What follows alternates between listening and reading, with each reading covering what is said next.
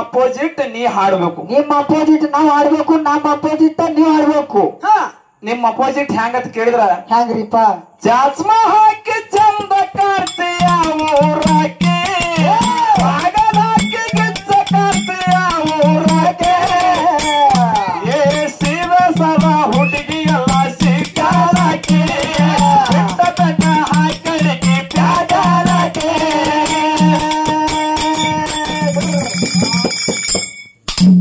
ಮಾನಿಗೇಡಿ ಮಂದಿಗೆ ಮಚ್ಚಿಯಾಗೇಟು,